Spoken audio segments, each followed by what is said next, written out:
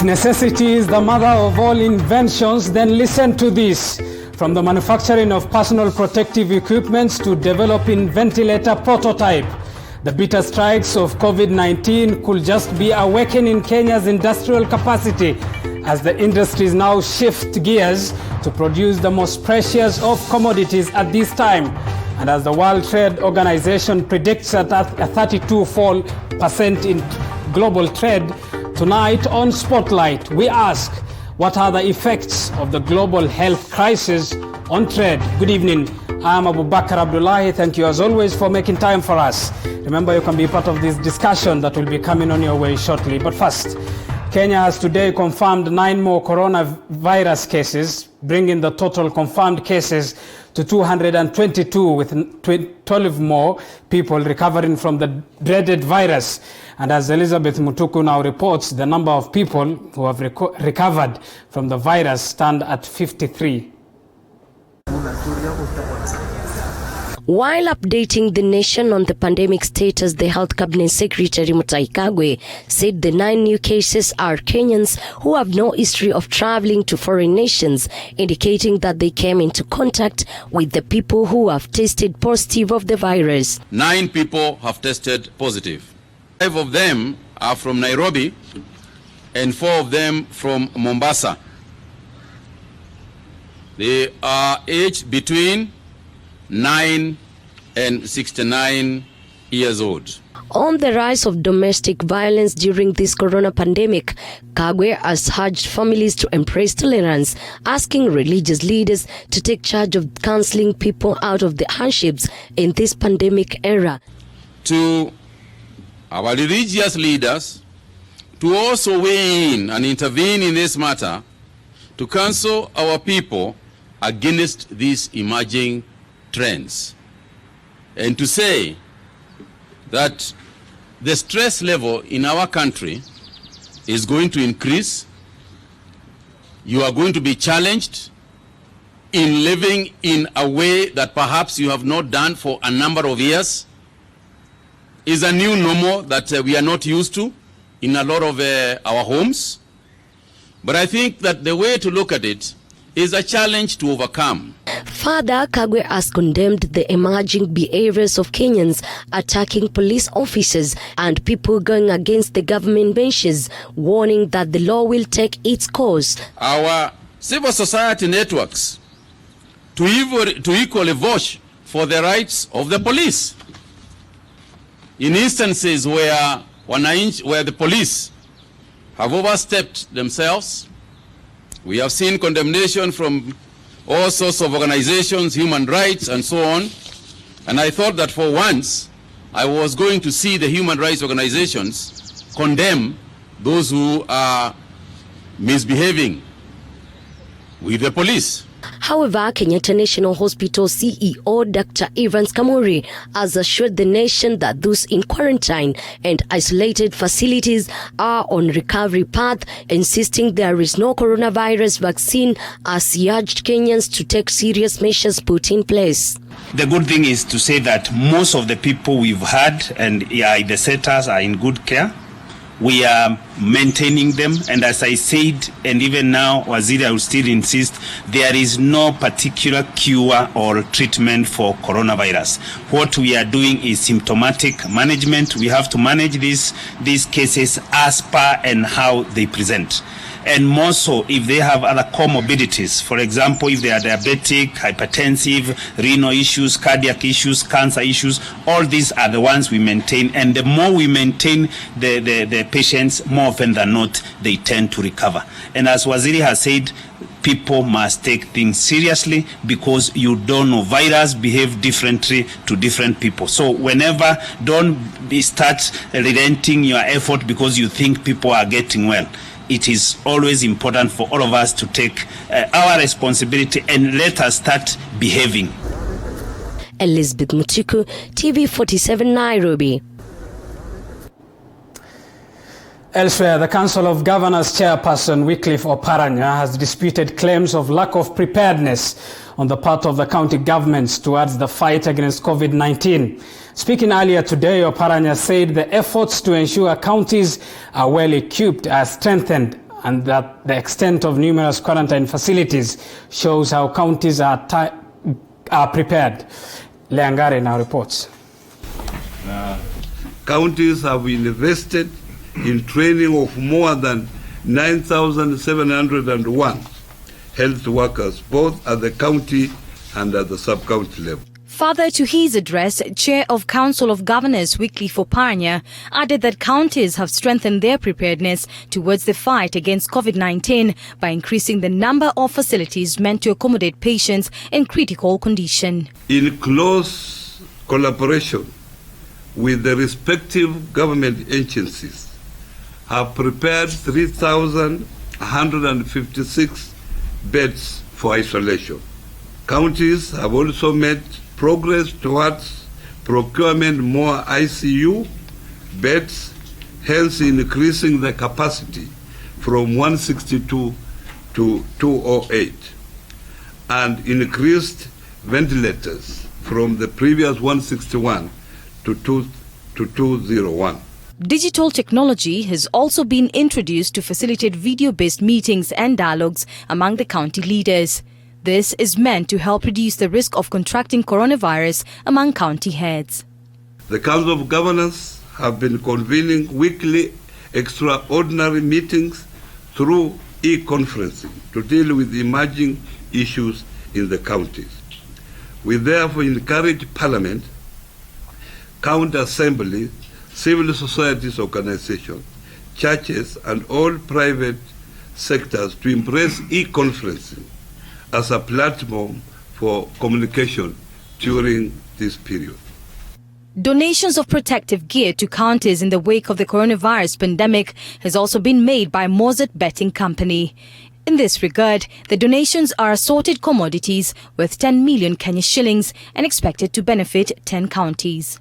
We have Nyandarua County, Baringo County, Bomet County, Kisii County, Kwale County, Siaya County, Embu County, Kisumu County, Kakamega County, Kitui County, and Nakuru County. An additional donation emanating from the County Pension Fund is water dispensing equipment and masks worth 2.35 million shillings and whose benefit is directed to the country's 47 counties. Oparanya has assured Kenyans that the county governments are keen on ensuring that coronavirus is fought effectively. The total number of COVID-19 cases in Kenya now stands at 225. Leangare for TV47.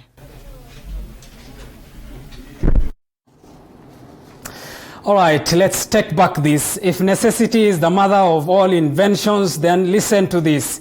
From the manufacturing of personal protective equipments to developing ventilator prototype, the bitter strikes of COVID-19 could just be awakening Kenya's industrial capacity as industries now shift gears to produce the most precious of commodities at this time. And as the World Trade Organization predicts a 32% fall in global trade, tonight on Spotlight, we ask what are the effects the global health crisis is having on trade. Good evening, I am Abubakar Abdullahi, and as earlier promised, let's now shift gears and get to our discussion. My guests tonight, Betty Maina, the Cabinet Secretary of Industrialization, Trade and Enterprise Development, and Bernard Njiraini, the CEO of KEBS. Thank you for making time for us this evening. CS, let me start with you. On the very same day that you took the helm of the current position you hold, you said, and I quote, "In the world, 90% of businesses are small, medium enterprises, and within Kenya, it is a great entry point to employment." It seems as though COVID-19 is striking the very entry point you talked about, is it? It is true, and thank you very much for the invitation. I think it is true that COVID-19 has hit many businesses around the world. It's not just here in Kenya, and global supply chains have been challenged, have been disrupted, and we have seen, the prediction that trade is going to decline this year. In our own country, a lot of businesses have been affected, both large and small.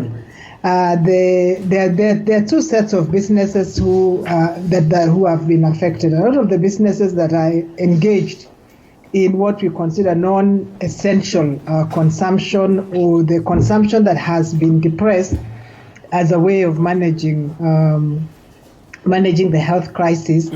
They have the people who are in eateries, the people who are in bars, the people who are in transport. These are the areas which have suffered. CS, we will come to the specific sectors a little bit later, but looking at the World Trade Organization, the projected and expected trade fall is anything to go by from 13% to 32%. If one is to locally translate this, where would the percentages of Kenya fall? I think the percentage of Kenya would fall in different sectors, which is where I was going. The hospitality sector has been affected a lot. Tourism has been affected. So that's where we expect to see a little bit of a decline. But areas like agriculture, demand is actually picking up. It has already, people will always eat. So that's an area that you don't expect to see a lot of decline. Transportation, there's still a lot of movement of cargo and movement of people, albeit in less numbers. So you don't expect the hit to be as much. Education and related services have had to shift online, so you expect some decline in some services. But things like wholesale and retail, we've seen a demand for retail. So it's going to be different sectors depending on the role they play in delivery of essential goods. Yeah. Good. There are some sectors. Earlier on, I was checking through an interview that you did with another media house. You said there is a growing demand of Kenyan flour at the moment. Would you specify where this demand is coming from now that the globe seemingly has stood? Okay, you know what? When COVID first struck, it struck in at the end of last year in China. So when we first took stock of it in Kenya, we thought that the impact was going to be mostly on our supply of raw materials, and it was. But 2 weeks later, after it had moved to Europe, and the government started to take measures to lock down the economies and to disrupt, to increase social distance, then there was a drop in demand, especially for flowers and vegetables because of the closure of the markets. Now, those countries are starting to reopen their economies. They're preparing for things like Mother's Day. So suddenly now we see demand for flowers has picked up, especially in Europe and in the Middle East. America is a large market for garments from Kenya. American retail chains haven't reopened significantly. So, of course, the demand for our garments is on hold for a while, and our manufacturers have been told not to cut and sew. But those same manufacturers are now turning some of that capacity into supplying local PPEs. So businesses look for different opportunities, and there are these opportunities that come from even a crisis like we have. Fair enough. Let me bring in Bernard Njeraini, who is the CEO of KEBS, to the discussion. CEO, let me ask you this question. With every, of course, trade comes a counterfeit as well. We have seen an increase in the number of products that have not been approved by KEBS, increase in the market. What is KEBS doing as a market surveillance strategy, or if not approach, to make sure that what gets to Kenyans, as be it of mask or personal protective equipment, is of standards? Thank you very much, Abubakar, for inviting me to the studio Blue Sky. I'm very glad to be together with my boss, CS Betty Minor. And what I can say about the counterfeit and substandard product that you've talked about, Kenya Bureau of Standards has not suspended its operations. We are still continuing to undertake our market surveillance, and of course, with a different method. Now it is more intelligence-based, kind of gathering information. We have quite a number of inform us, that give us information that we process, that becomes now intelligence, and we now move to the specific areas that we've been informed. And again, we have what we call Wajibika na KEBS. This is where we have co-opted the members of the public to be informing us where they find a product that is not conforming.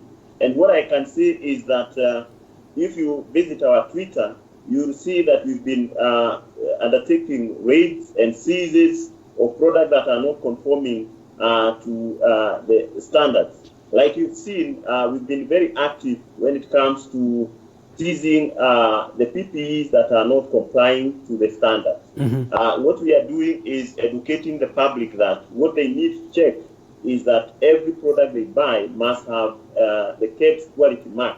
And as they confirm that it has a quality mark, the next thing to check is the number. The number that is added there. If they send 223, of course, they are going to get a response that is going to indicate whether it is a valid permit or the quality mark. So we have not suspended our activities. We are moving. It's only that we have changed our strategy from probably visiting physically, but now we are in terms of gathering information. We have quite a number of, let me ask you this: what kind of a challenge then does these counterfeit products in the market pose in the fight against COVID-19? Yeah, let me say that it is quite unfortunate that some unscrupulous traders would attempt to sell products that are not certified by KEBS and that are not effective. What we are seeing here is it is criminal for someone to sell a product that is not effective, because literally that will be killing other people. Like what we say in sanitizer, the requirement is that it must meet 60% ethanol for it to be effective. Then the pH must be between 6 and 8. Otherwise, if it is too high, it will cause corrosion on your hands. And again, that will discourage the use of sanitizers. So, and again, we also check for microorganisms. So, in general, what we do is to ensure and encourage the people to buy products that are certified by KEBS. Otherwise, all these other products that are not certified are quite dangerous and are likely to give false hope to people and escalate the situation even worse. Thank you. Fair enough. Let me bring the CS to the discussion. Given that we have seen creative innovations from Kenyans over the last 1 month or even 2 months, if one is to ask, why did Kenya's industrial capacity have to wait for COVID-19 to output and showcase some of this creativity? How would you, as the Cabinet Secretary, answer that? I would say Kenyan creativity has not waited. I think we are a country renowned for innovation. We are a country renowned for this creativity. Every time, Abubakar, when you go to an agricultural show, any of the agricultural shows, I'm sure you see many innovations on show there. I think the challenge has been how to commercialize them and take them to full fruition. Our young people are very innovative. All these spaces, the iHubs and related institutions, have been, centers of innovation. So I think we mustn't think that just because we are making masks, we are being innovative. No, we have been an innovative people. What has happened for us right now is that we have an opportunity to supply public need, which is obviously something that is in great demand. We need more than 5 million, surgical masks. We need more than 100 million masks for ordinary usage, assuming people get 2 or 3. So of course now there's a lot of interest in that regard. If we have seen industries report of the capacity to manufacture more than 30,000 of which masks and PPEs. Are there possibilities, if not, are there ideas of supplying some of the regional countries as well with these equipments? there will always be a market for these goods. First, let me confirm. I think the local industry, from the numbers we have received, is that people are actually producing more than 1 million cloth masks each day. When it comes to the protective gear for doctors and health workers, we have capacity that's approved that is doing more than 25,000 per day. But Kenya is not the only market, and no country produces just for itself. So you're right. It's also an opportunity for exports out of Kenya, and it's exciting. Let me ask you about the small medium enterprises in a country where we have seen statistics show that close to 46% of small medium enterprises dying within the first 2 years of existence. What survival rates are there post-COVID-19 for small medium enterprises? COVID is a challenge for every business, not just SMEs. So I think, and in particular, I think my question is specific to the SMEs with respect. Yeah, I mean, there is a huge challenge, and I think what we are doing within government is beginning to think about how we can support businesses to bounce back, because some businesses may not survive these 2 or 3 months, reduced activity. It's already been, going on to 6 weeks. So some may not survive. They might not be able to pay their rent. They might not be able to pay their workers, and they have to rehire them. And therefore, the support of government is going to be targeted at businesses that.